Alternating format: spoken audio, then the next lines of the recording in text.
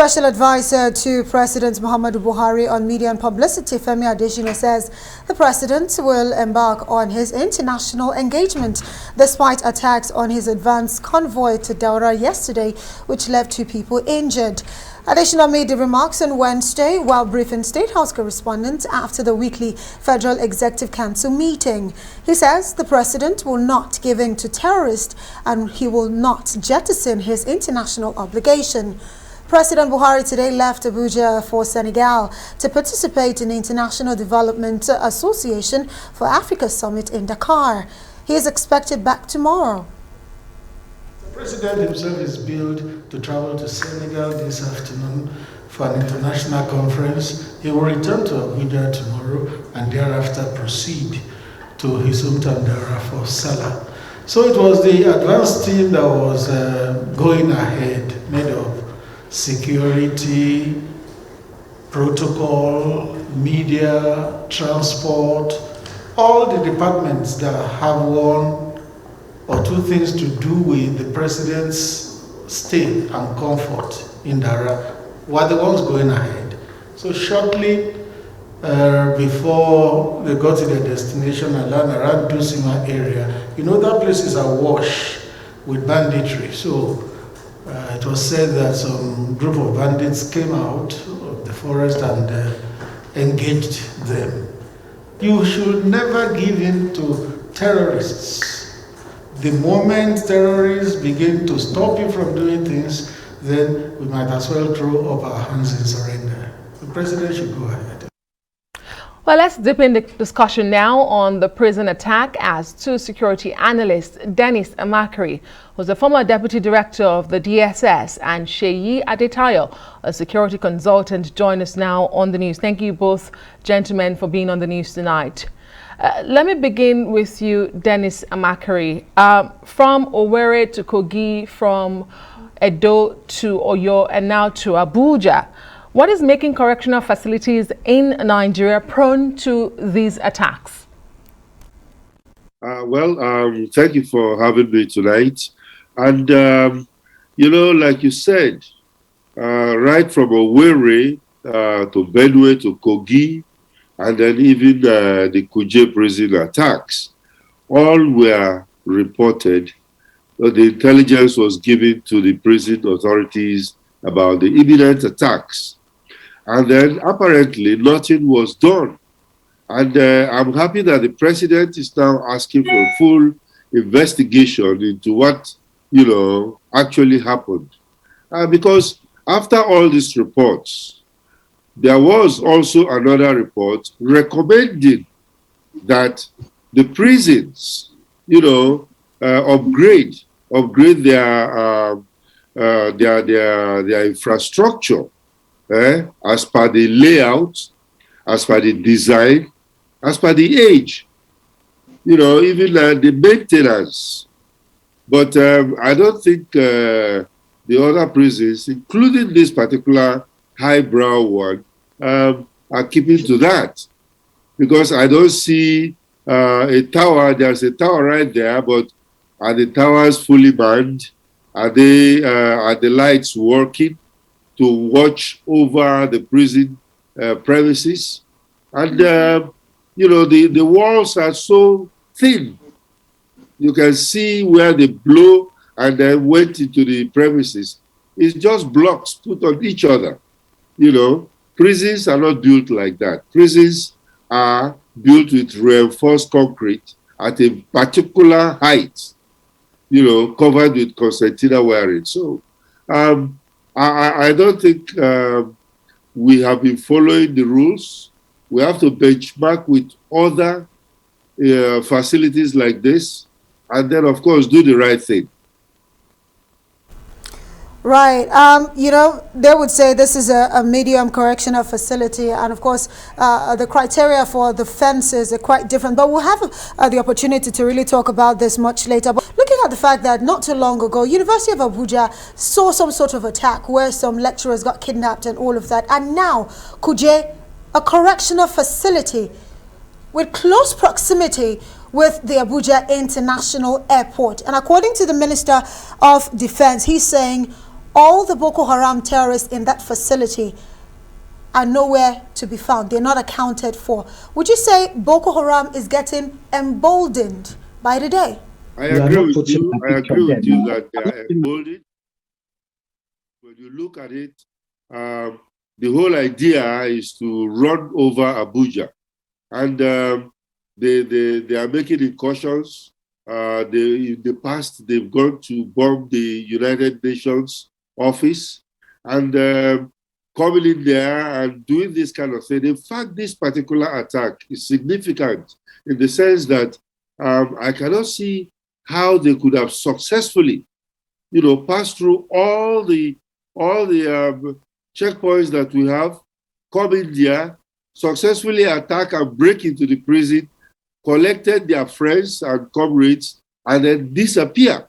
So I think they're being emboldened, and I think it also shows a bigger capacity because it looks like they have the capacity to do a lot of things.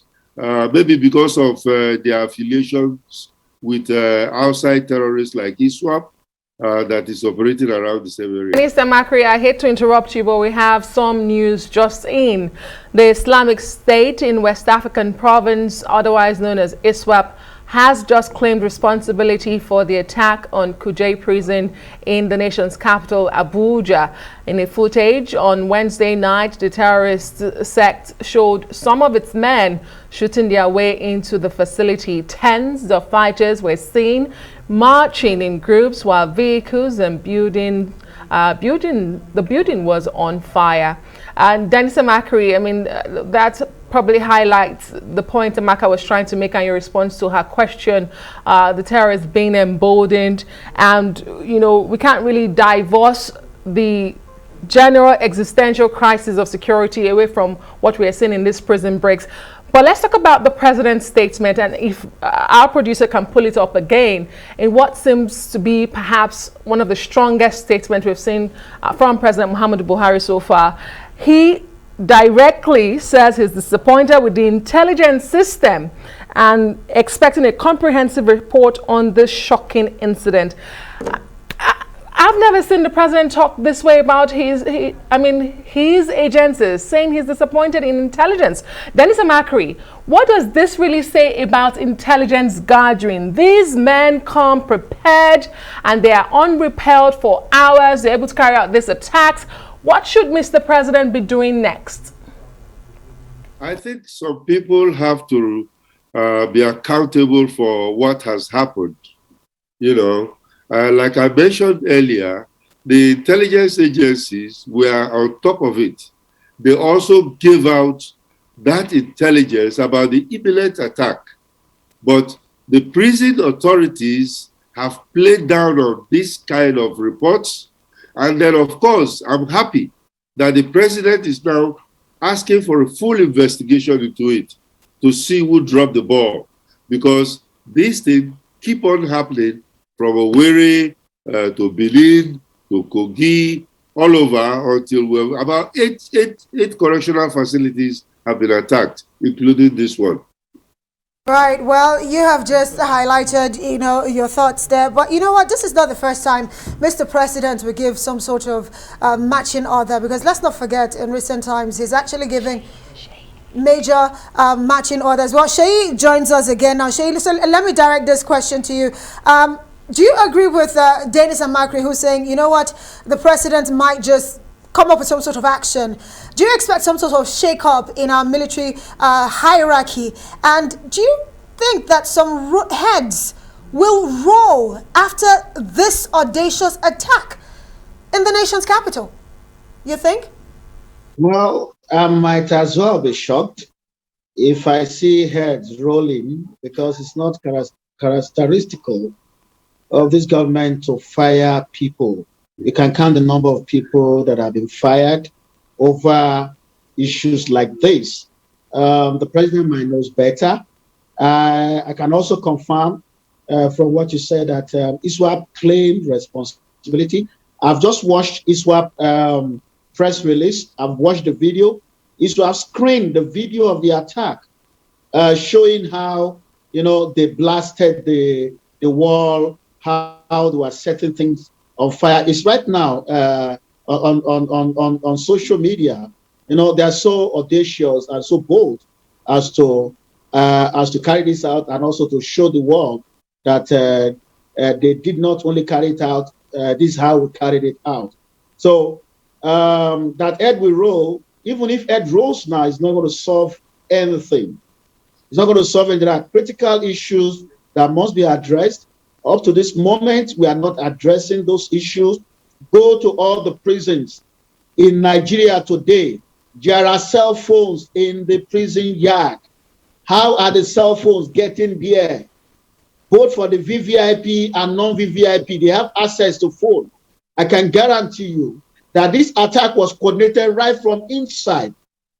Those people, they have access to communication, and they are able to communicate with the people outside and plan this effectively, knowing well when they are going to change over duty, knowing the best time to attack.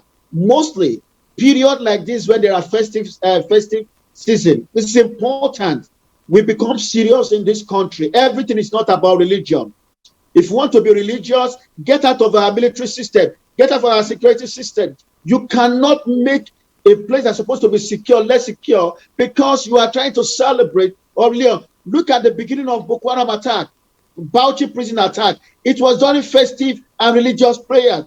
Look at the one in Abuja barrack. It was during festive and religious festivity. They know that when it is time for religious festivity in Nigeria, it is either half or one quarter of our security forces will take pass to go and leave that period. By reducing the number of men on ground. Even those on ground, they are so much enmeshed in the festive period that even the people supervising them have gone out to go and shop or buy things for the festival. This is becoming one attack too many.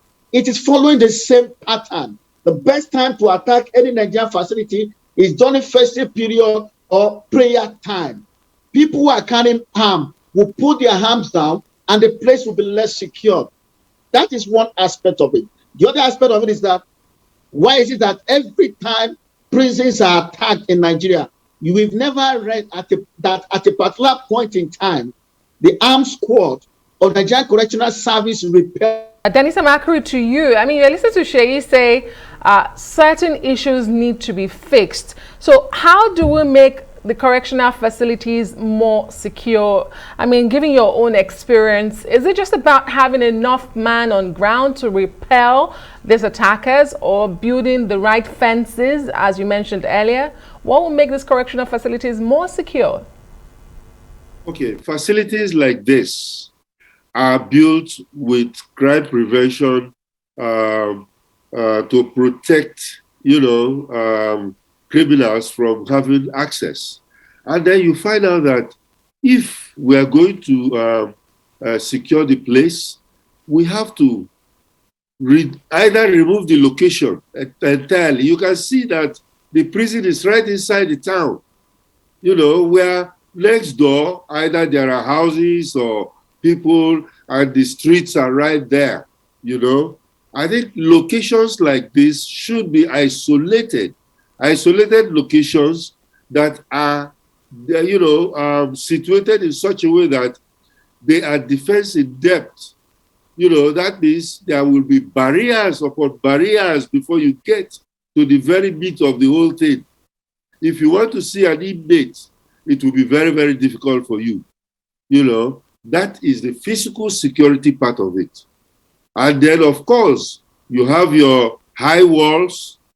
That wall that they are showing right there, you can see, is just one cement block. It should be concrete cast blocks.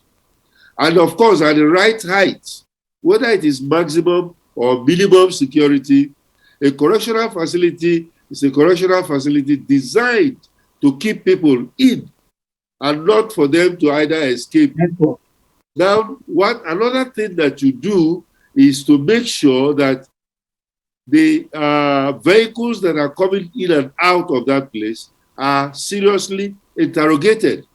Because, like Sheyi was mentioning here, most of these prisoners have cell phones. with which they are communicating from outside, either planning crimes or planning on how to escape or planning on when to know when the security people are at their laziest period. So I think there are a lot of things to do, but it has to be defense in depth, whereby you don't easily reach out to those places.